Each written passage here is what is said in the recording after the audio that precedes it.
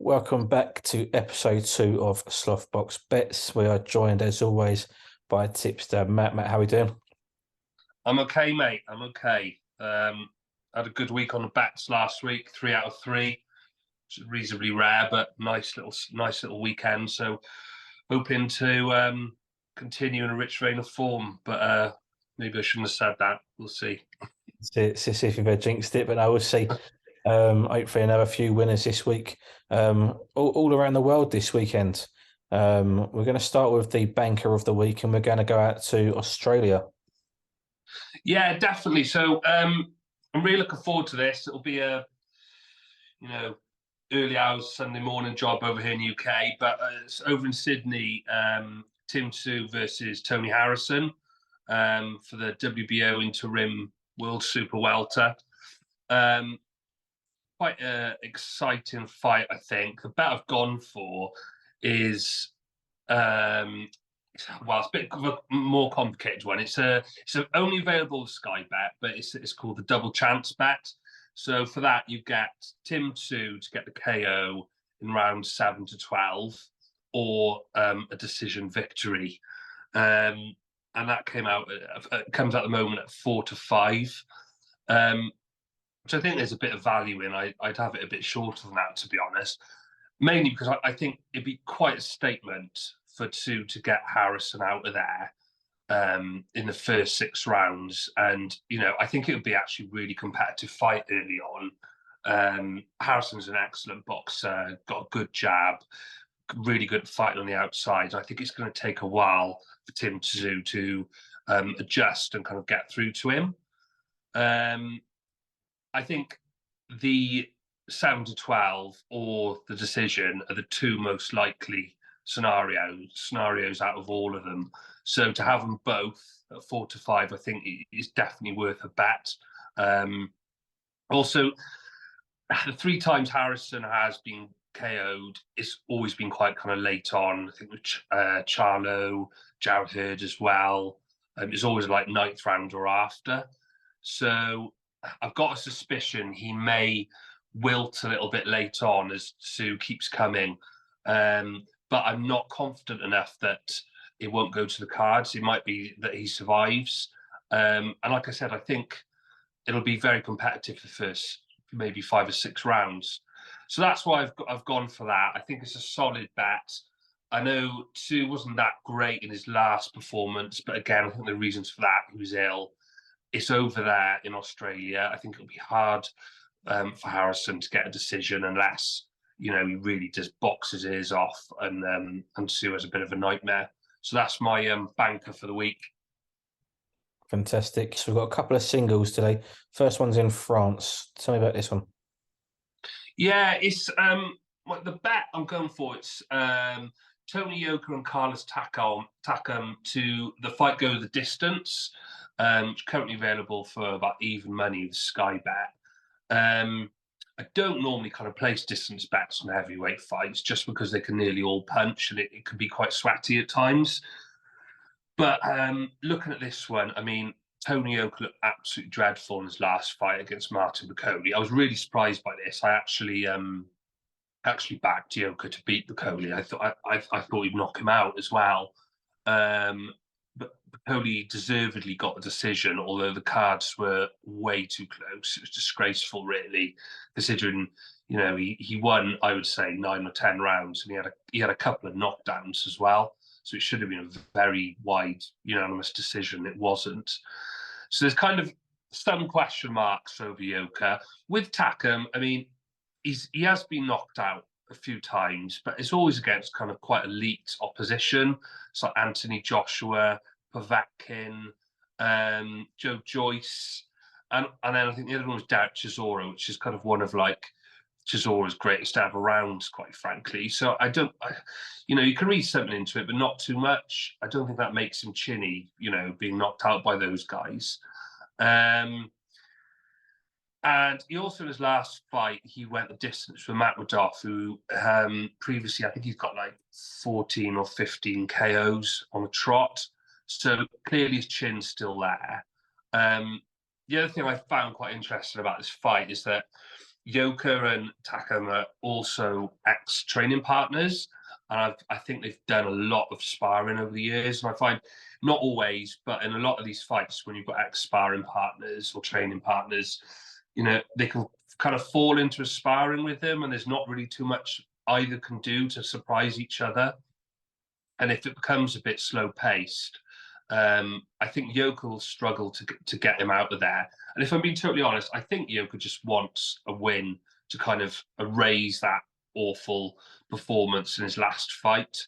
And I think Takam's greatest chance of a victory is a knockout. So I don't think Yoka's going to take any risks here. He'd be quite happy to try and get a wide decision on the cards in Paris, in his home city, and move on as fast as he can. So I think that's a really solid bet. I was gonna tip the Yoka decision, but there's so little price difference between Yoka decision and fight goes the distance. I always think in these situations it's better to head off, three props. So the Takam decision, the draw, and the Yoka decision for a slightly smaller price, just because you never know what can happen in boxing. When it's this close, I think just go with the distance.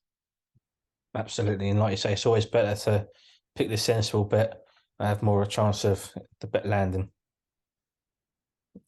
Over to Liverpool. Yeah, I've gone for Robbie Davies Jr. to get a decision against Daryl Foley, the Australian.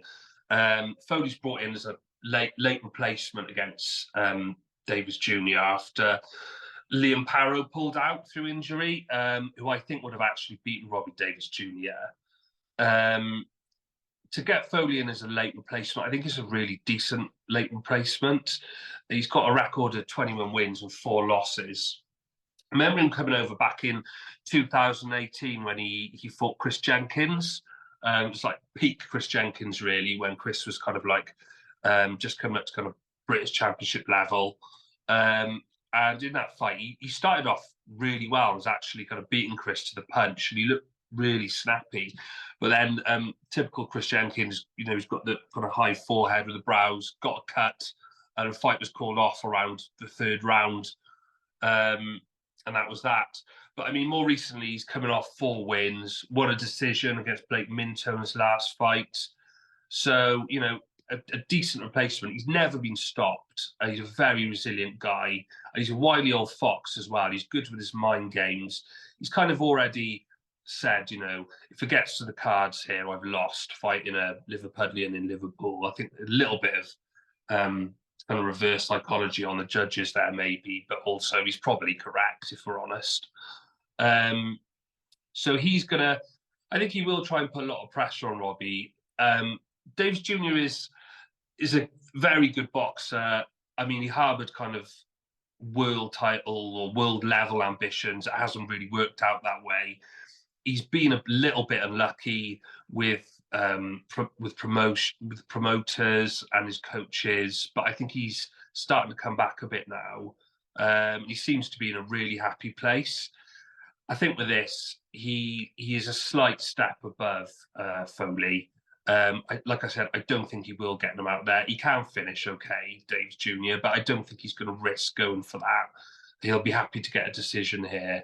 So you can get about even money with Ladbrokes. If you're a kind of recreational bettor and you just kind of bet small amounts, I think you can get a little bit more actually with Ladbrokes. You can get a bet boost if it's like under £50. So yeah, anything close to even money, I would take that. Fantastic. And then just finally for this week's Acca, it's another treble. So we've already had the banker and one of the singles, but talk us through the 3 that you're putting in your Acca. Yeah, so I've put the 2 double chance in there, and the Yoka Takam fight goes the distance. And then I've added Lauren Price to get a decision, who's also fighting over in Paris. Again, that's Sky Bet 4-1. I do think, it's never a good strategy to kind of double dip, to kind of put the same in to the accumulator as like your banker bet. We're just trying to give kind of options here for depending on what style of betting you have. if it works out, it can pay really well, obviously. But if you lose one, you're going to lose 2 bets then. So just to say that, so have a think about how you want to bet. But with this, yeah, I put those two in. I put Lauren Price in.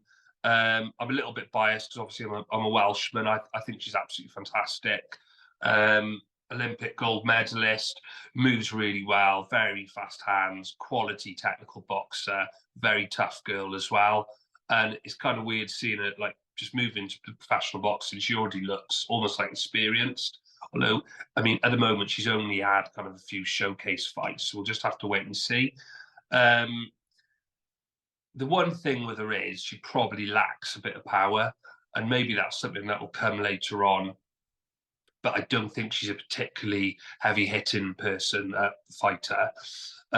This weekend, she's fighting a German, Naomi Mans or Mains, I'm not sure quite how to pronounce it, who lost to Kirsty Babington in the last fight. She seems like she can punch a bit, though. She's got a record of 6 wins with 4 KOs, and that 1 loss. I've seen a little bit of footage of her. It looks like it's a step up from what Lauren's fought before. But, like I said, those fighters were just showcase fights, really. It's the first 8-rounder as well, which I think is quite telling. I think she definitely wants the rounds. She wants the experience. So I think if you were betting that as a single, it's kind of 1 to 2, which isn't great odds. But I think that's a good price to put into an accumulator. So yeah, for my accumulator bet, I've got the 2 double chance. Yoke attack and fight goes a distance, and the Lauren Price decision, 4 to 1. 4 to 1. That was with Sky Bet you mentioned there. That's with Sky Bet, mate. Fantastic. Well, what we'll do again, as always, we'll revisit this in the next show and see how we fare this week, and look forward to the next set of picks. But Matt, thank you again for your time. Cheers, mate.